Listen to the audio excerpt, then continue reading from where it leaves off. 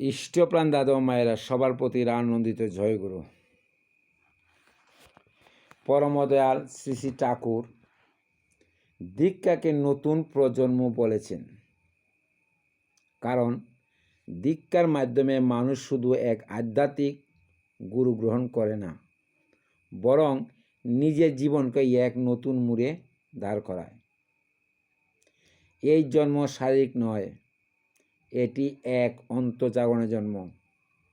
সাধারণ জন্ম আমাদের শরীরকে পৃথিবীতে নিয়ে আসে, কিন্তু দীক্ষার জন্ম আমাদের আত্মাকে ঈশ্বরের পথে জাগ্রত করে।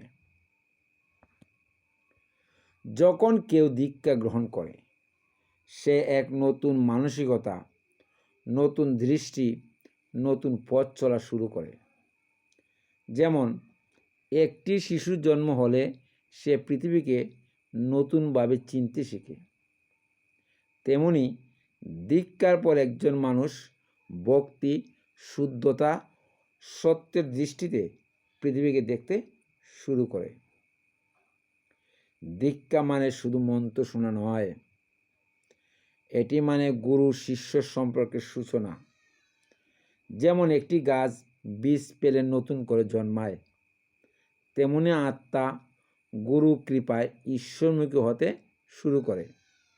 ঠাকুর বলেছেন, দীক্ষা মানেই জীবনযাত্রার নতুন অধ্যায়, অর্থাৎ পুরনো অভ্যাস, পাপ, মায়া সব কিছুকেই ধীরে ধীরে ছেড়ে দিয়ে সত্য, ভক্তি ও সচ্চিন্তার দিকে এগিয়ে যাওয়া।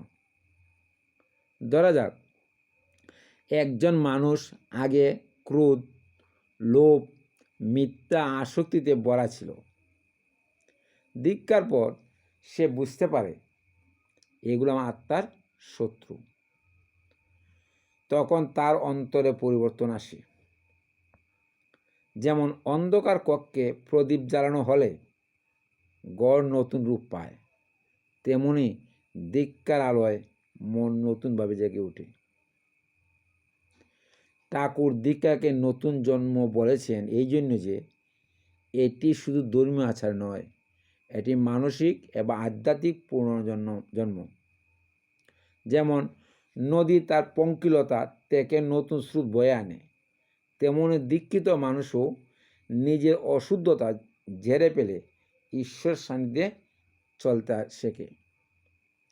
একে তুলনা করা হয় পাপড়ি মেলা ফুলের সঙ্গে। মাটির নিচে বীজ অন্ধকারে পড়ে থাকে, কিন্তু যখন অঙ্কুরোদ্গম হয় তখন সে যেন নতুন জন্ম পায়। আলো, বাতাস ও সূর্যের দিকে মুখ তুলে। দীক্ষা সে সূর্যালোক যা অন্তরে বীজকে জাগিয়ে তোলে। তাই পরমদয়াল শিষ্যদেরকে বলেছেন, দীক্ষার পর তোমরা আর আগের মতো নও। এখন থেকে তোমরা এক নতুন পথে হাঁটছ, যেখানে ভক্তি, শক্তি, সত্য আশ্রয় আর গুরুই পথ প্রদর্শক। এই নতুন জন্মের মাধ্যমেই আত্মা ধীরে ধীরে মুক্তির দিকে এগিয়ে যায়। সবাইকে রানন্দিত জয়গুরু।